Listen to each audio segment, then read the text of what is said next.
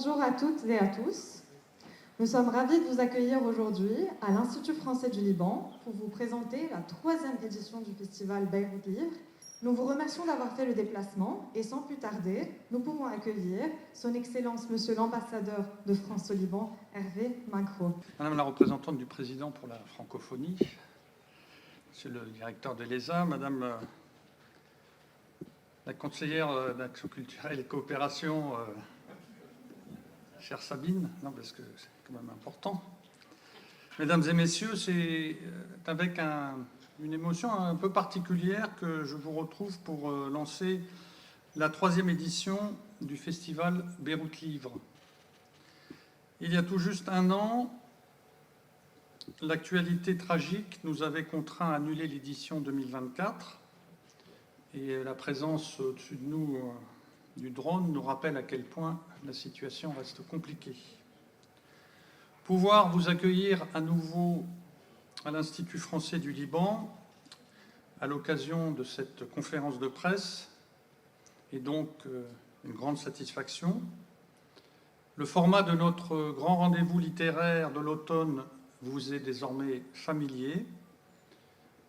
Comme vous le savez, ce festival est né en 2022 et a immédiatement conquis son public, puisque vous étiez plus de 20 000 visiteurs de tous âges et horizons dès sa création.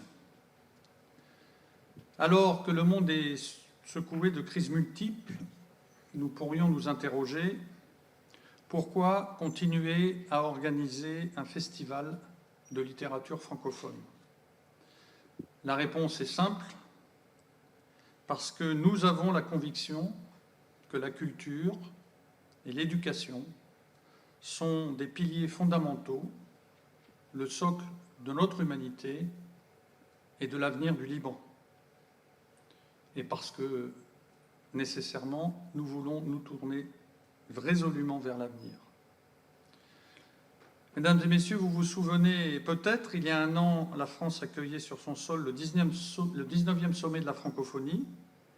Comme un écho, Beyrouth accueille pour la première fois la Cité internationale de la langue française, un lieu unique à Villers-Cotterêts, entièrement dédié aux langues francophones. Car Beyrouth Livre est bien plus qu'un festival. C'est une célébration des cultures francophones à l'image du Liban, ce pays par excellence du plurilinguisme, où l'arabe se mêle harmonieusement au français et à l'anglais. Préserver ce patrimoine linguistique qui est constitutif de l'identité libanaise, c'est bien entendu une nécessité. Cœur battant de la traduction du français vers l'arabe à l'échelle mondiale, c'est aussi tout naturellement que le Liban a rejoint l'initiative Livre des deux rives, un programme ambitieux porté par le ministère français de l'Europe et des Affaires étrangères et l'Institut français de Paris, afin de soutenir le dialogue et les échanges autour du livre entre les sociétés des deux rives de la Méditerranée. Mesdames et messieurs, avec cette édition 2025, les nouveautés sont nombreuses. En contrepoint d'une actualité internationale qui reste sombre, nous avons notamment souhaité placer l'engagement au cœur des récits. Et quelle joie dès lors que d'accueillir pour la première fois à Beyrouth la remise du prix Albert Londres, la plus prestigieuse distinction du journalisme francophone d'investigation. Un an après la terrible guerre qui a frappé ce pays, il est émouvant de voir tant d'auteurs et d'autrices répondre immédiatement présents pour unir leurs voix et porter un message d'espoir. Je pense en particulier à ce magnifique ouvrage collectif, Le Pays blanc, publié par l'UNICEF, qui rend hommage aux enfants du Liban. Car si les enfants sont les premières victimes des conflits et des guerres, ils sont bien entendu aussi notre avenir. Demain, ce sont eux qui enseigneront, créeront et feront au pays un futur désirable. Ce festival leur est dédié. Mesdames et messieurs, fidèle à son esprit initial, le festival se déploiera à nouveau à Beyrouth, mais aussi en divers points du territoire libanais, de Tripoli à Saïda, en passant par Baalbek, Jounieh, Zahle et Der el-Qamar, grâce au formidable réseau des antennes de l'Institut français du Liban. Il investira, comme à l'accoutumée, de nombreux lieux, patrimoniaux ou insolites. L'intégralité des manifestations sera gratuite et ouverte à tous. Elles mettront à l'honneur la littérature sous toutes ses formes, romans, bandes dessinées, essais, poésie, en la faisant dialoguer avec d'autres disciplines dans des formats originaux de lecture musicale, concerts dessinés et bien d'autres surprises encore. Car il s'agit de donner ou de redonner le goût à chacun de se retrouver pour simplement échanger et débattre, offrir une respiration ou une parenthèse dans un quotidien qui reste compliqué. Un accent particulier reste bien sûr, comme je l'ai dit, porté à la jeunesse, avec des rencontres dédiées de nos auteurs invités dans plus de 50 écoles et universités du pays. Vous l'aurez compris, le terrain et la proximité, encore et toujours, pour un festival moderne et vivant. Sabine Scortino et Sarah Gorbal reviendront tout à l'heure sur le détail de la programmation que nous avons voulu dense et ambitieuse. Et je remercie vraiment très chaleureusement Sabine et toute son équipe pour la densité de ce programme. Vous allez le voir, ça a l'air simple une fois qu'il est sur le papier, mais organiser tout ça, c'est un vrai défi et j'ai bien conscience de tout le travail qu'elles ont déployé et qu'ils ont déployé ces derniers mois pour préparer ce festival majeur. Ce mot de gratitude, évidemment, je l'étends à nos partenaires, 60 précieux partenaires, ambassades, libraires, éditeurs, entreprises, organisations internationales, directeurs de structures culturelles, médias. Certains rejoignent pour la première fois l'aventure et je m'en réjouis bien entendu vivement. Il est impossible de tous les citer individuellement ce matin, mais je tiens à les remercier aussi chaleureusement pour avoir cru en notre proposition. Sans vous, il n'y aurait pas de Beyrouth Livre. Alors je me souviens, la première fois que j'avais fait cette conférence, ma langue avait un peu, voilà, j'avais dit Beyrouth Libre. Mais finalement, voilà, c'était prémonitoire. Et sans les conseils de nos partenaires, sans leur soutien avisé, ce festival ne serait pas non plus le reflet d'une telle diversité de la francophonie, avec une dizaine de pays représentés parmi les auteurs, une francophonie ouverte et plurielle.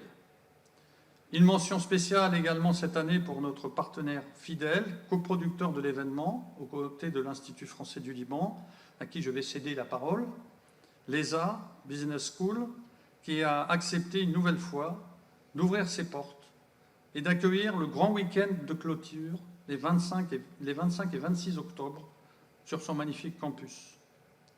Vous l'aurez compris, au travers de cette 3e édition du festival Beyrouth Livre, nous espérons vous offrir bien plus qu'un programme, une expérience littéraire vivante, ouverte, plurielle, et une petite pierre supplémentaire apportée au soutien de la filière livre au Liban. Je vous remercie d'être parmi nous ce matin. Vous souhaite à toutes et à tous une très belle édition de Beyrouth Livre. Merci.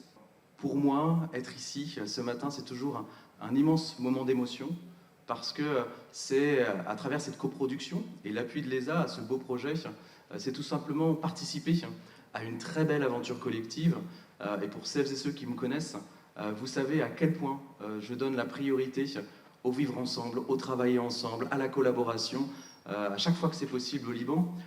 Et puis là, nous célébrons l'art, la culture, le temps long, dans une société, particulièrement chez les jeunes, qui est marquée par l'immédiateté, et par l'instantanéité de jour après jour sur les médias sociaux, je crois que c'est une prouesse que de donner un moment, un espace de liberté culturelle. Pour l'ESA, c'est à la fois un honneur, vous le comprenez, et une responsabilité, une chance que de pouvoir coproduire ce festival. Et derrière le mot coproduire, je ne voudrais pas que nous prenions plus de place que l'ensemble des partenaires, parce que, encore une fois, je pense que nous participons à quelque chose de grand, d'important, et je voudrais simplement souligner pourquoi il s'agit pour nous d'une évidence que d'être partenaire de cet événement. Alors, humblement, pour l'ESA, c'est une chance, parce que nous avons la possibilité d'ouvrir notre campus durant ce week-end de clôture.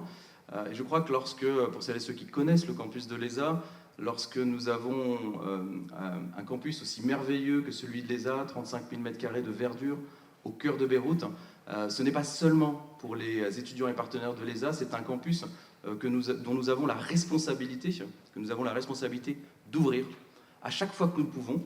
Et lorsque nous pouvons l'ouvrir pour la culture, l'art et le livre, je crois que quel meilleur symbole que d'accueillir les Libanais et les Libanaises qui en ont tant besoin. C'est également une évidence pour nous, parce que tout simplement, c'est appuyer le service de coopération et d'action culturelle, l'ambassade de France dans ses missions, un partenaire qui est le nôtre sur de nombreux événements et avec lequel nous avons toujours un très grand plaisir à collaborer. Mais cette collaboration prend un aspect particulier durant ce festival, parce qu'il s'agit d'un festival, je l'ai déjà dit, qui est une chance pour le Liban, un festival national. Son Excellence l'a déjà rappelé, mais ce ne sera pas qu'à l'ESA, ce ne sera pas qu'à Beyrouth, c'est dans l'ensemble du pays que nous allons célébrer la culture, l'art et le livre. Et je crois qu'il est important que nous collectivions, que nous travaillions ensemble à ce sujet. C'est également un moment important parce que c'est un moment qui rappelle l'importance de la francophonie. Et pour une école de commerce où l'on parle souvent de l'anglais, de l'importance de l'anglais, je suis très fier et heureux de pouvoir mettre en avant la francophonie. Nous sommes convaincus à l'ESA que le plurilinguisme et la francophonie en particulier au Liban est essentiel pour l'avenir de ce pays. L'éducation à la francophonie, au plurilinguisme, c'est aussi des compétences supplémentaires, et j'y suis particulièrement sensible en tant que directeur d'école. Et je ne le dis pas simplement dans un cadre historique. Permettez-moi, en une phrase, de souligner que les neurosciences prouvent que parler plusieurs langues, c'est améliorer sa mémoire, améliorer ses capacités cognitives, gagner en agilité. Et je crois aujourd'hui que pour un Liban qui est d'essence plurilingue, garder, conserver ce plurilinguisme et notamment se battre pour la francophonie est essentiel. Enfin, cette belle aventure, c'est également travailler ensemble, je l'ai dit, dans l'ensemble du pays. Et c'est une manière pour nous, à l'ESA, de remercier l'ensemble des partenaires, tout particulièrement les équipes de l'Institut français. Et je voudrais vraiment conclure ces quelques mots et ce témoignage. Depuis plusieurs mois, nous avons la chance de travailler de l'intérieur sur ce programme. Et je sais que les équipes de l'ESA voient en permanence tout le travail qui est accompli. L'engagement de l'ensemble de l'ambassade de France et de ses équipes pour ce festival, et derrière ce festival, pour le Liban, pour les Libanais. Je crois que c'est un parfait symbole de l'amitié franco-libanaise, un parfait symbole de l'engagement de tous les services de l'ambassade de France au Liban, pour le Liban, pour le Libanais. Et dans cette période de défis, de difficultés, comme l'a rappelé l'ambassadeur, je ne peux que simplement vous dire merci. Merci à toutes et à tous de contribuer à apporter un peu de beauté dans ce Liban que nous aimons tant. Merci à tous.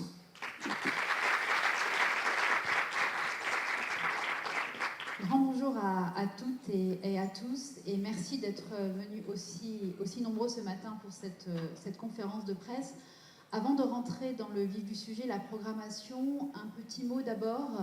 D'abord, pour avoir une pensée pour quelqu'un qui a joué un rôle important dans la constitution de ce festival. Ce festival, on y travaille depuis avril, mai, donc c'est vraiment, comme ça a été dit précédemment, un travail d'équipe.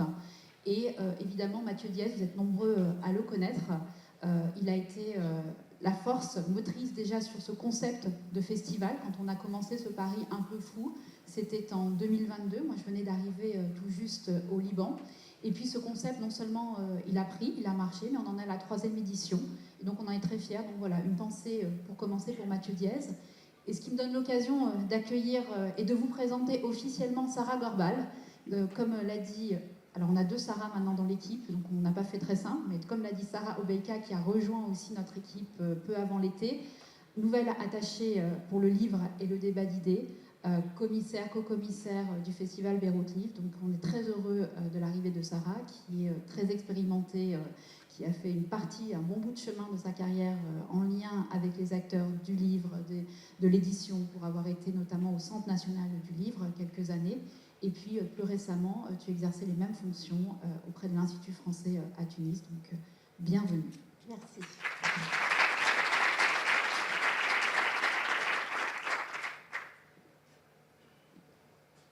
Alors, on va commencer, comme c'est traditionnellement le cas, pour vous parler de l'affiche.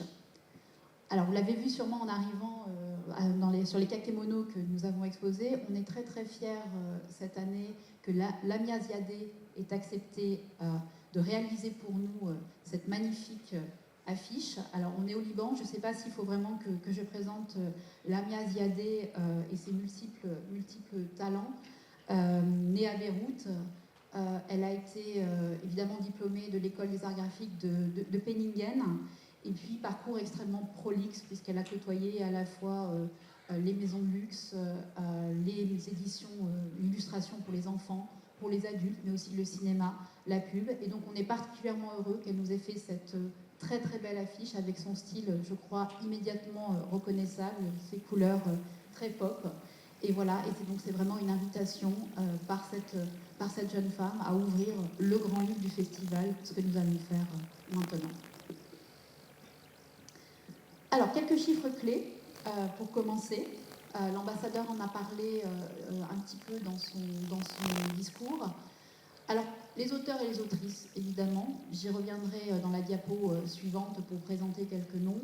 Mais c'est la cheville ouvrière. Il n'y a pas de festival sans nos auteurs et nos autrices. Et cette année, on est heureux parce qu'ils sont 80. 80 à avoir répondu présent. Vous imaginez toute la déception que nous avions eue l'année dernière quand le festival était prêt et pour les raisons que nous connaissons tous, nous avons dû l'annuler. Et c'est avec surprise que nous avons vu l'enthousiasme quand nous avons annoncé à nos partenaires que nous voulions refaire une édition cette année. Eh bien, ils étaient là. Ils étaient présents, malgré l'année tumultueuse qu'a connue le pays. Et donc, pour moi, c'est un message très fort. C'est un message très fort que ces auteurs, ces autrices adressent aussi au Liban, à la volonté d'être présents malgré les circonstances. Je reviendrai donc après sur quelques noms. Autre chiffre important, 10. 10 pays, 10 nationalités différentes. C'est un festival de littérature francophone. Mais l'ambassadeur le sait, on le dit souvent, la francophonie, c'est pas la France. Ça ne se résume pas à la France. Et c'est très important pour nous de montrer la richesse de cette francophonie. Et c'est pour ça que cette année, nous avons le plaisir d'avoir à la fois des auteurs en provenance du Maghreb, je pense à l'Algérie, je pense au Maroc, en provenance de Palestine, du Canada, du Royaume-Uni, de la Suisse, je ne vais pas oublier de la Belgique, j'oublie, de Cameroun, j'y reviendrai également. Et voilà, c'est cette diversité de la francophonie. Heureuse également que nous renouvellions pour ce festival notre partenariat avec l'Organisation internationale de la francophonie, qui est représentée ce matin. L'ouverture d'un bureau au Liban, il y a maintenant un peu plus de 2 ans, pour nous, ça a été une merveilleuse nouvelle pour continuer ce travail aussi de promouvoir tous ensemble la francophonie dans toute sa diversité. Autre chiffre, 20 lieux. Pour ceux qui sont familiers des précédentes éditions, c'est la marque de fabrique de ce festival. Alors je sais, vous êtes beaucoup, vous avez en tête le salon du livre francophone, dont la dernière édition s'était tenue en 2018. Et c'est vrai que quand on a lancé ce festival, on a changé de concept pour tenir compte aussi des réalités du Liban qui n'étaient plus les mêmes. Et on a voulu faire un festival décentralisé, un festival qui va investir de nombreux lieux, des lieux historiques, des lieux emblématiques, à la fois dans la ville de Beyrouth, dans les différents quartiers, mais aussi dans les différentes régions. Puisque le maître mot, c'est vraiment à la fois dans des lieux avec des partenaires, j'ai envie de dire, historiques, qui sont familiers désormais des éditions. Je salue évidemment le directeur général de l'ESA, qui en a parlé, cher Maxence, sur l'importance que nous voyons à faire ce week-end sur ce campus absolument merveilleux de l'ESA. L'Université Saint-Joseph, donc là je m'adresse à toi Carla, mais avec ton autre casquette en tant qu'Université Saint-Joseph, et la Bibliothèque orientale bien sûr. Mais nous avons aussi le bonheur d'accueillir des nouveaux partenaires, des nouveaux lieux qui nous ouvrent leurs portes, comme Métropolis, avec qui on travaille sur d'autres projets, mais nous ne l'avions jamais fait à l'occasion du festival, l'Institut des Finances, Métro Almadina, et puis une mention spéciale aussi cette année, tout le bonheur que nous avons de travailler avec le ministère de la Culture.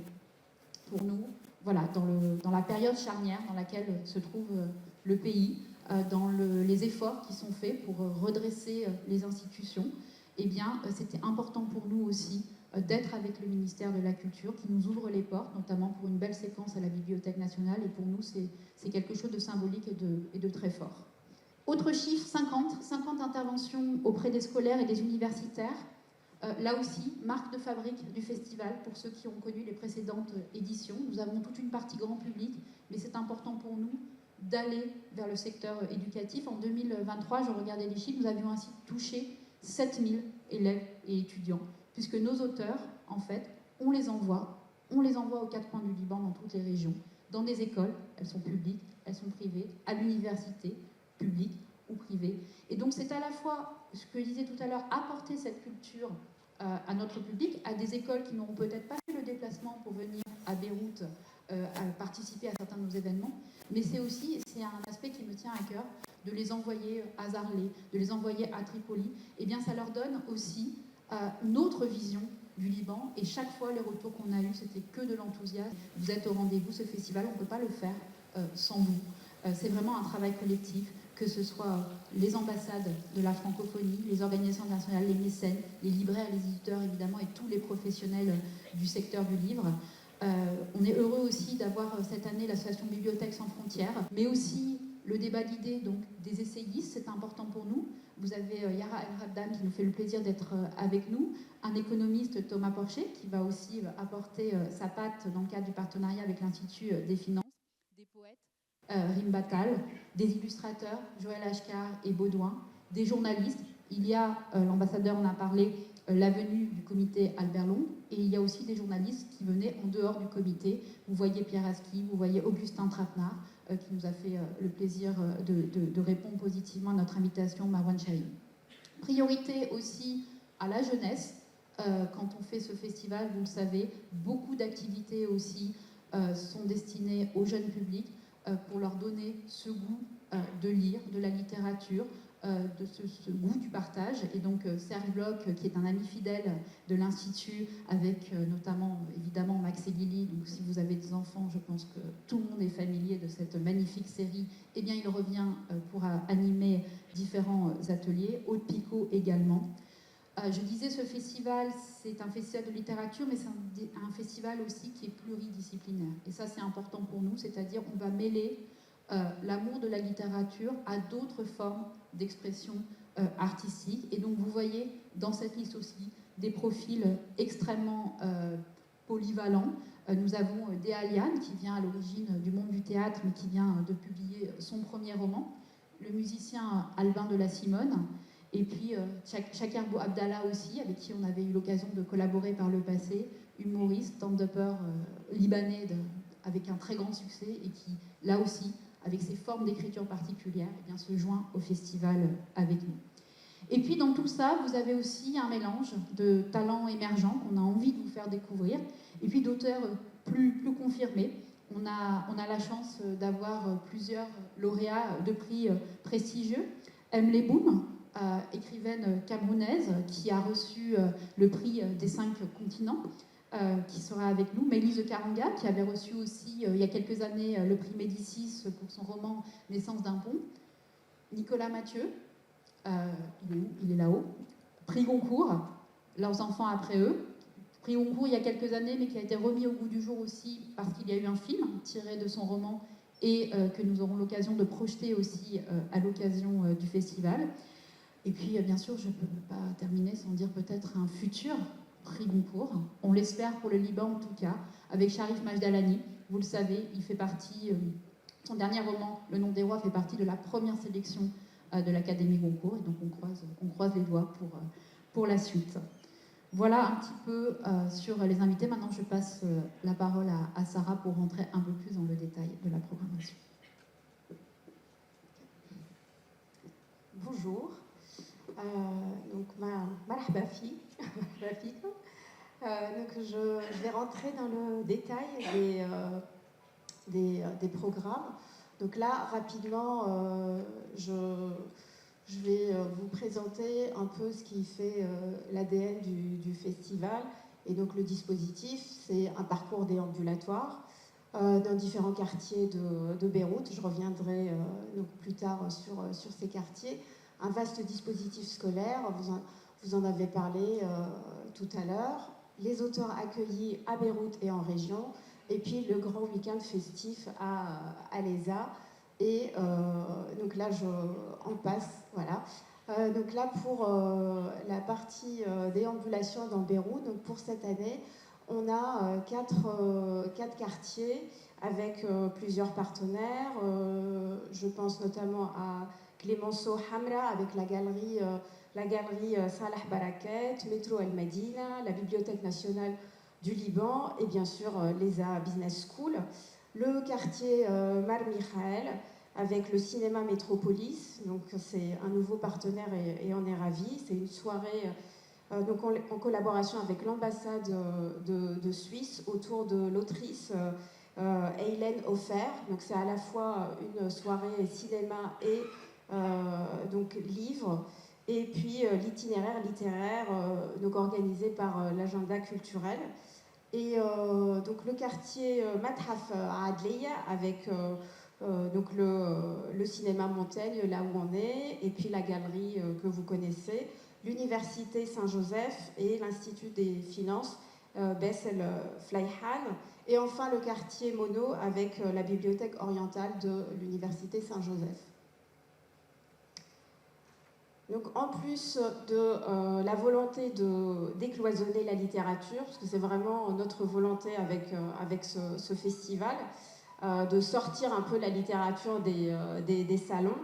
Donc ce festival tient son engagement, donc, dès le départ, à décentraliser l'événement grâce d'une part au réseau de l'Institut français du Liban et ses antennes à Saïda, Al-Amar, Zahle, Jounier, Baalbek et Trablus, et d'autre part au dispositif scolaire et universitaire couvrant 50 établissements publics, privés et labellisés et homologués.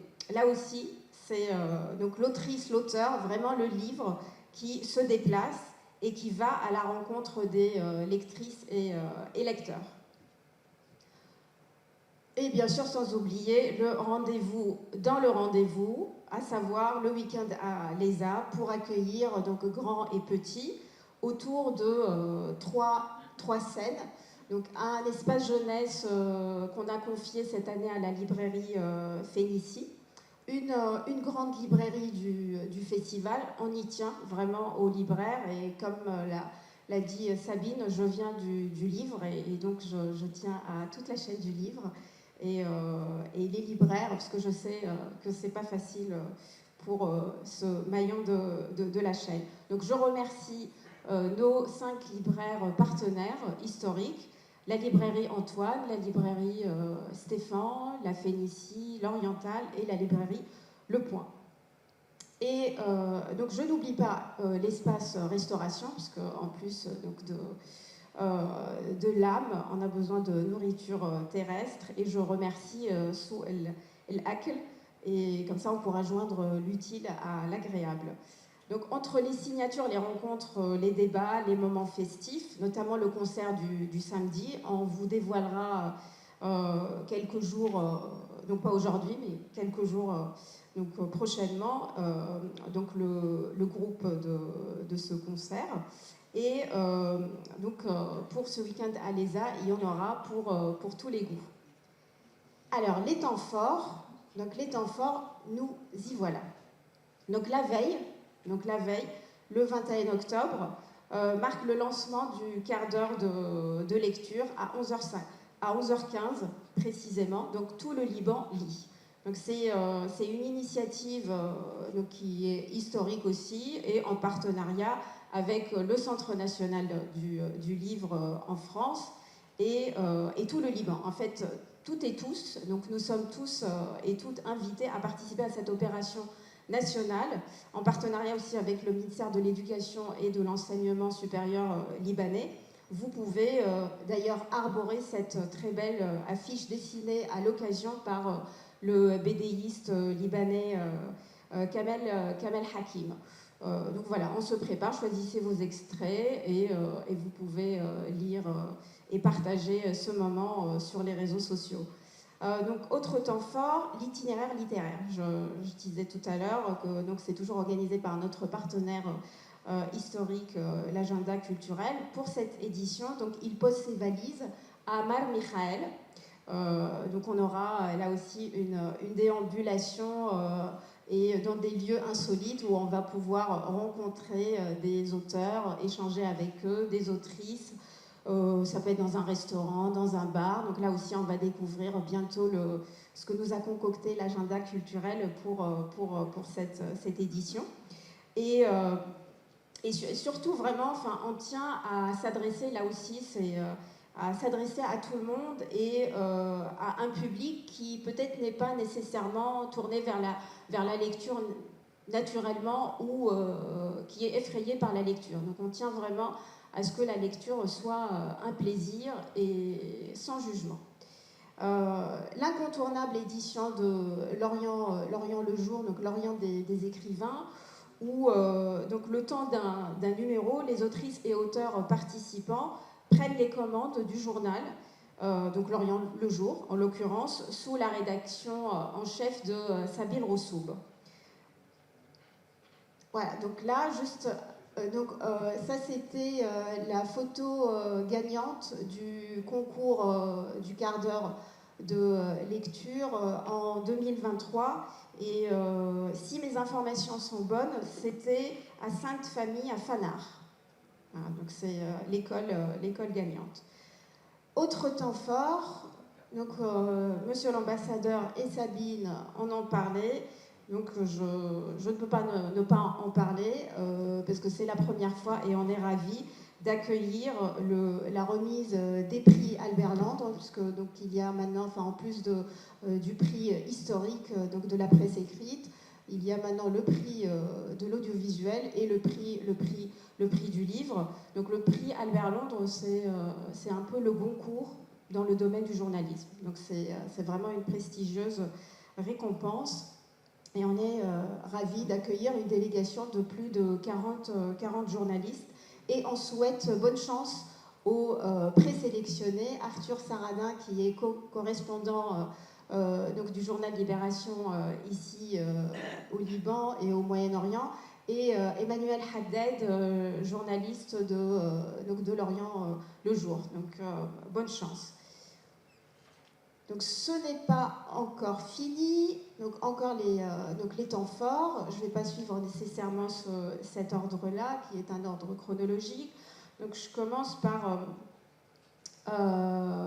la lecture d'extraits du recueil Rêver le Liban, porté par notre fidèle partenaire Bémo, donc un recueil issu du très beau projet de concours lancé pour donc là, la troisième édition autour de la thématique Liban 2050, lettres à ma famille à l'étranger. Donc je pense que beaucoup d'émotions en perspective et peut-être des futurs concours ou autres. Donc on attend cette séquence avec impatience.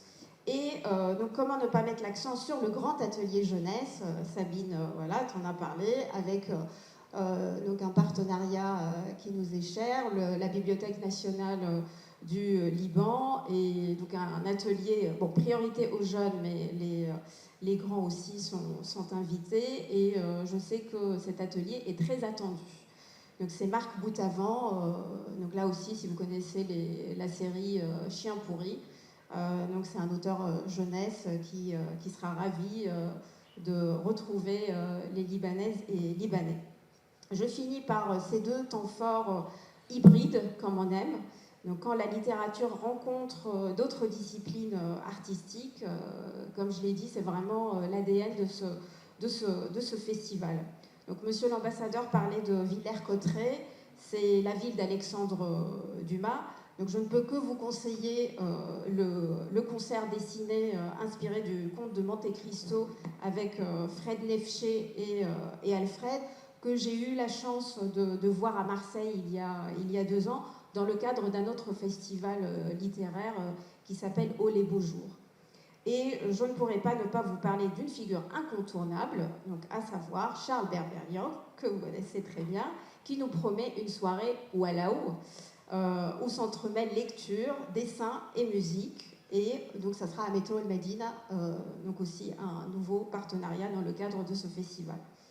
Et une nouveauté aussi, donc c'est pas sur la diapo, mais je tiens à en parler puisque on y tient au débat d'idées. Donc là aussi c'est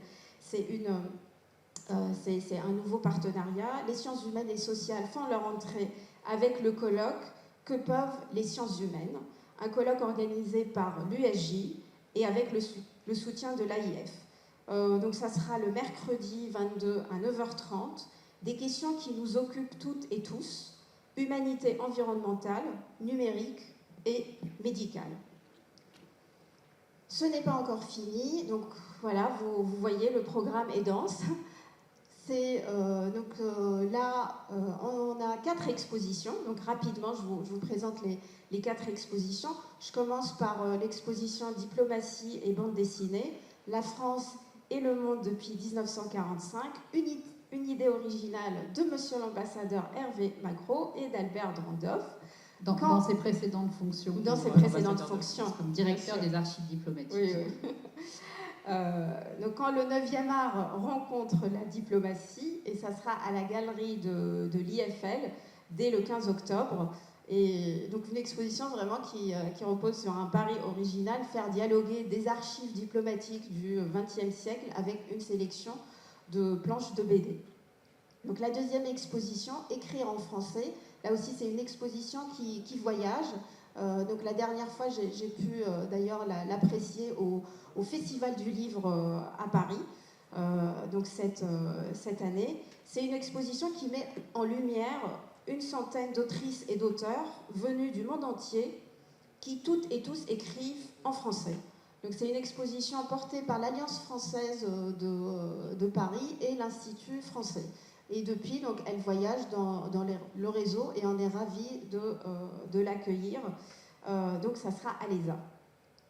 Donc l'exposition Littérature en lumière, portrait d'auteur par Varoujan Sétian. Donc là c'est pour les nostalgiques, mais pas que. Varoujan Sétian, qui a disparu en 2003, c'était le photographe attitré des frères Rahbani à partir de 1962 et qui a immortalisé les tournées de Fayrouz et a laissé derrière lui des milliers de clichés de la chanteuse, mais aussi d'autres figures majeures. C'est ce que, en tout cas, nous propose cette exposition, de découvrir donc, les photographies de ces figures majeures de la scène libanaise et internationale, présidents, artistes, écrivains, parmi lesquels Saïd Aql, Onsi El-Hajj ou Georges Chehab, mais aussi Maurice Béjart, pour ne citer que lui. Et donc enfin, la dernière exposition, Beyrouth, année 1958, à la galerie Salah Barakat, dès le 21 octobre. Donc ce sont 10 planches imaginées par Zarbo, un BDiste français, autour de sa BD Le Concombre. Donc, donc là, en fait, on va vous proposer, avant d'ouvrir la séance questions, je rappelle juste que vous pouvez suivre donc, la dernière page du dossier de presse que vous pouvez récupérer à l'entrée. Donc la toute dernière page, vous avez un QR code où vous pouvez suivre le programme, donc comme ça en version numérisée et surtout actualisée. Et donc là, voilà, on vous laisse découvrir la vidéo mise en bouche que vous avez peut-être vue dans les réseaux sociaux du festival. Et donc je remercie Michel Doumit pour cette belle création.